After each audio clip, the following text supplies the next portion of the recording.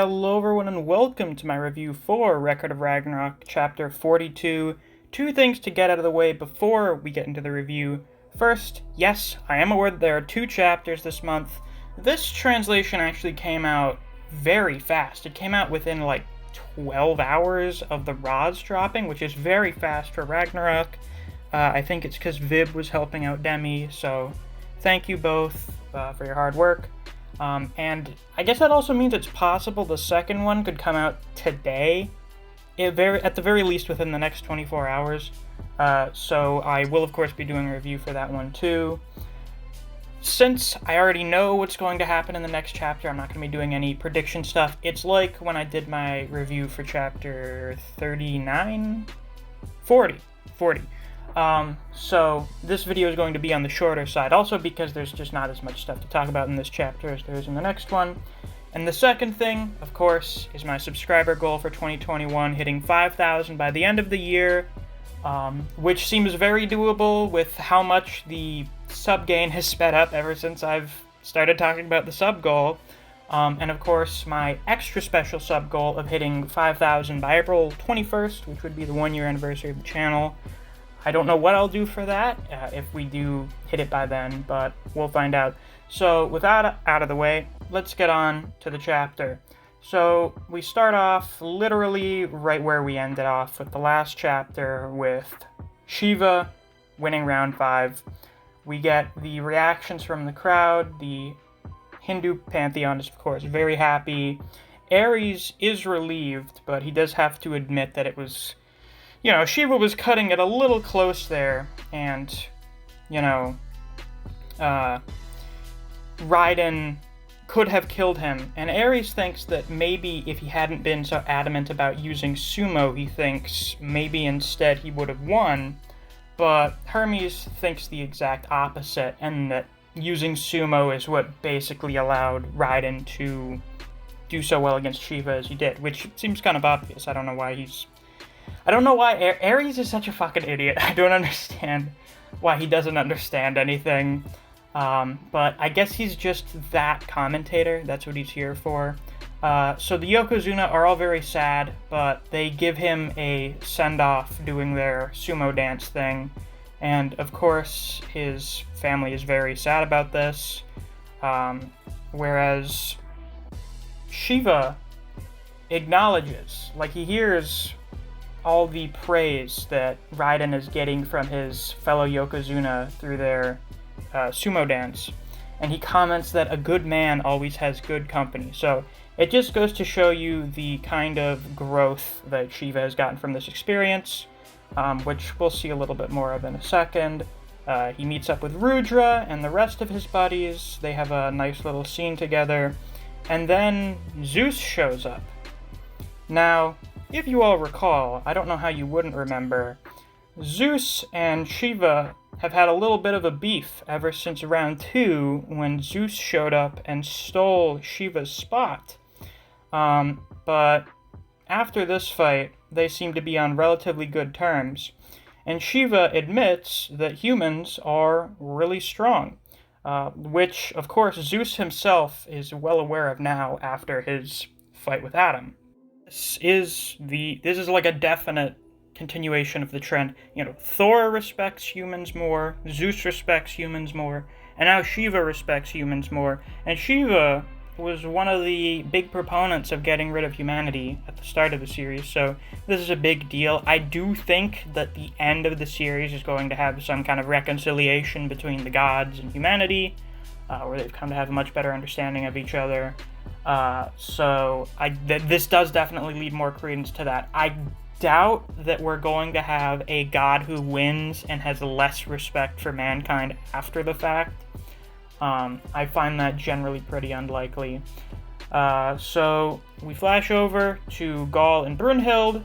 Gaul is, of course, very sad, as usual, about one of her sisters dying, whereas Brunhild invokes the name of Best Dad Adam, saying, is there any man who needs a reason to protect what's dear to him? Of course, kind of paraphrasing a little bit, because humanity is not actually Brunhild's children, but they are apparently dear to her, and we're still wondering why.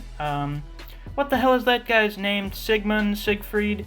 The dude in Norse mythology who is like Brynhild's lover or whatever, and he dies.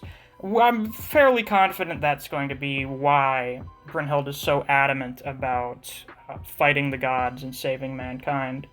I mean, she fucking smashes her hand against the wall. It seems like Brynhild keeps fucking injuring herself after, like, every round one of these days.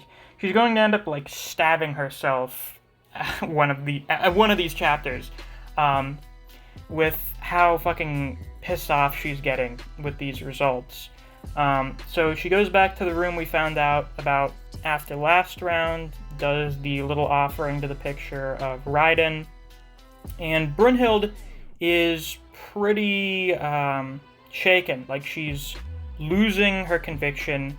She's much weaker than she believed, which is very interesting. It seems like we keep getting more insight into Brynhild's character after every loss. So I do think Brynhild is going to end up dying by the end of the series. I do think that's fairly likely. I do think Brynhild has the big death flags. I've been a proponent of the idea that she's probably going to die in the second to last battle if the tournament doesn't get interrupted. If it does, she'll probably die in, like, the last battle. So we'll see what happens with that. And even though she's all conflicted about this stuff, she still believes that she must save humanity. You have, like, these rays of light coming down on her. So I want to know, what is the deal? Why is Brynhild so invested in saving humanity? This seems very important. This seems like she is unusually invested in saving mankind, even among the Valkyries. Among the Valkyries, they're just like, yeah, it's like our job or whatever. But with Brynhild, she's like, all in. I'm going to risk my sisters being erased from existence for the purpose of saving mankind. So I want to know what the deal with that is. I think Brynhild's probably going to be the first and only Valkyrie we get, like, an actual backstory for, and that's going to come whenever she fights. So we'll have to see what happens. But now we flash over to actually outside Valhalla Arena, Zeus walking towards this big tree, and he meets up with the most hip, the most dripped out of the gods, Buddha.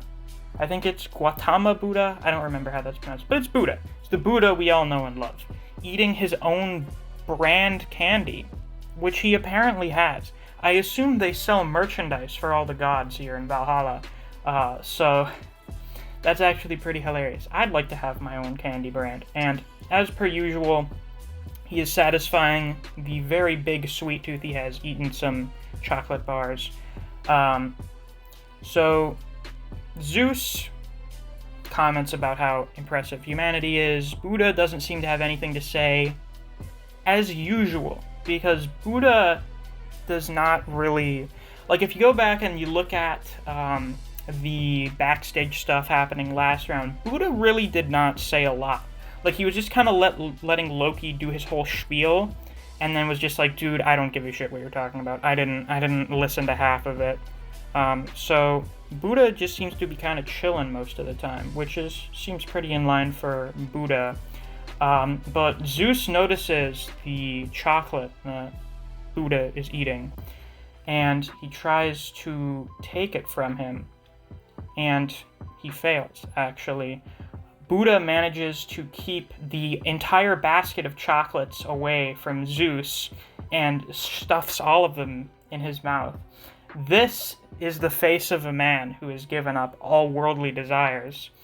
But I'm kind of half joking when I say these are Buddha speed feats up against base Zeus. Listen, I have insisted, and I will continue to insist, that Buddha is probably top 3 gods. I think Buddha is very clearly top tier. And this is kind of a jokey example of it. But we do get serious examples of it. We got when he released his spiritual pressure against Loki and the 7 lucky gods. when he was basically standing up to Zeus, which Shiva was kind of like pissed off at Zeus, but gave up because she's like, all right, I'm not gonna try and get into a fist fight with Zeus over some petty shit like this. Whereas Buddha doesn't give a fuck about what Zeus is saying to him. So I'm generally inclined to believe, based on this, like just beyond his personality, that Buddha knows. Buddha knows he's really good.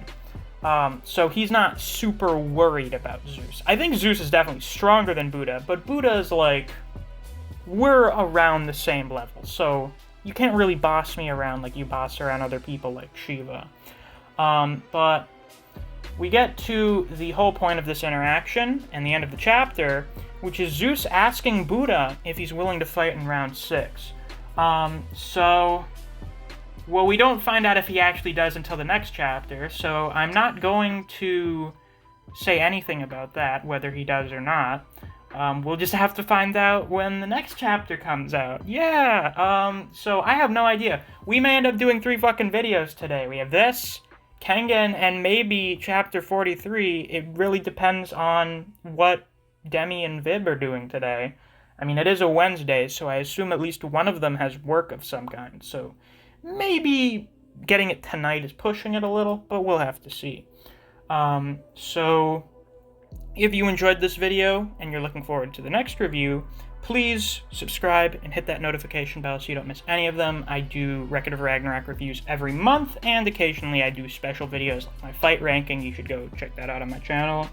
If you enjoy other series such as Jujutsu Kaisen, Black Clover, and Kengan Omega, I do videos on those series as well, so if you're interested in those, you should definitely check out my channel. If you enjoy discussing Record of Ragnarok with other people, or you just enjoy the content I produce on this channel, I highly suggest you check out my Discord server. I have a link to it on my channel. Thanks for watching, and I'll see you around.